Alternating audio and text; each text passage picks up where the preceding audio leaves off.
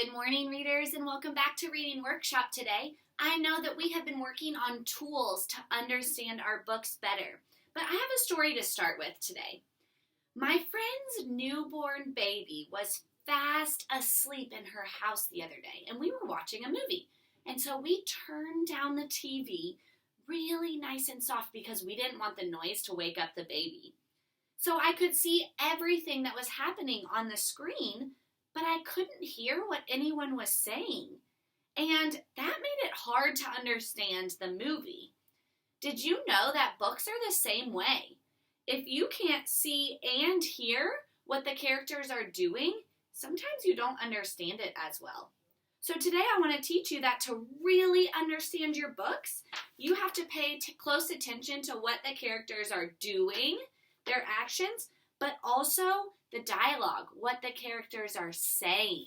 So today we're going to work on keeping track of who's talking in the book. Let's look at Zelda and Ivy, and we're going to look at this first page right here. I'll read it to you first, and then we're going to talk about who we think is talking in the story. The bushes rustled again. Out stepped Zelda. "What are you doing?" "Just checking on Princess Mimi," Ivy admitted. She took a deep breath. "Zelda, your lucky jewel is missing." Okay, we're going to look at this page really close now. I want you to think, who is on this page?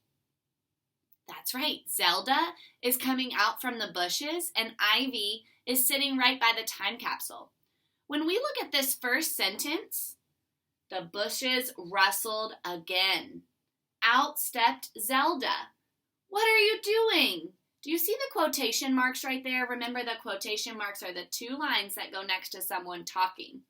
We know that it's Zelda talking right there because she's coming out of the bushes and saying, "What are you doing?" And then we have new quotation marks, which means someone new is talking. It says, "Just checking on Princess Mimi," Ivy admitted.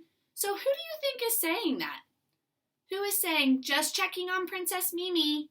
Think it, breathe it, and shout it. Right, Ivy is the one talking. It says Ivy admitted, which means Ivy is the one talking now. She took a deep breath. Here's another quote. Let's try and figure out who's talking. "Zelda, your lucky jewel is missing." Would Zelda say that? Would Zelda say, "Zelda, your lucky jewel is missing"? No, she wouldn't be talking to herself. So those quotes must be Ivy, right? Ivy said, "Zelda, your lucky jewel is missing." Let's see what happens next. Zelda narrowed her eyes. "I might have had to borrow it back for my piano recital." Who do you think said that? That's right, Zelda said that. And we know that because it says, Zelda narrowed her eyes. Quote, "I might have had to borrow it back for my piano recital." End quote, which means she's done talking. Ivy opened the box again. Who do you think's going to talk next if it says Ivy opened the box again? That's right, Ivy's going to talk next. "I need Princess Mimi back too." Zelda nodded. Here's another quote. "Let's put in our worm book.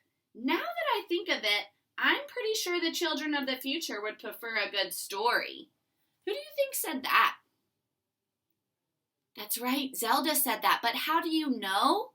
We know because the sentence starts with Zelda nodded, and then it goes into the quotation mark. So we know that Zelda is talking there. Readers, a super awesome secret is that you can tell who's talking because sometimes the author will write, "said Zelda," or "said Ivy," or "admitted Ivy," or "Zelda shouted," or "Ivy whispered," right? So look for those words while you're reading and look for those two lines, the quotation marks, to help you decide who is talking. Okay? And when you decide who is talking, it's your job to make your reading sound its very best. So you'll scoop up your words and change your voice for the characters when you read. Readers, I'm going to give you a challenge today. Your challenge when you are reading is to keep track of who's talking. Really look for those 2 lines and those words like said or whispered or shouted. And when you see them, it's your job as a strong reader to change your voice and make your reading sound its very best. If you think you can do that, show me your reading muscles. Awesome job. I would love to see videos of you on Seesaw today, changing your voice when you see those 2 lines. Now, if you're reading an Elephant and Piggy book, you want to make sure elephant always sounds the same and piggy always sounds the same. But they can't sound the same as each other, right? So elephant might sound like this, and piggy might sound like this. Same with Zelda and Ivy. We want them to sound different so that we know when we're listening to you who's talking.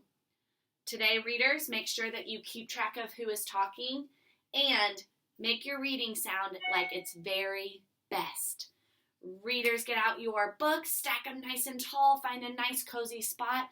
You have 20 minutes of reading to really become these characters. I can't wait to see your videos from today. Have a great time reading. 1, 2, read. 1, 2, okay.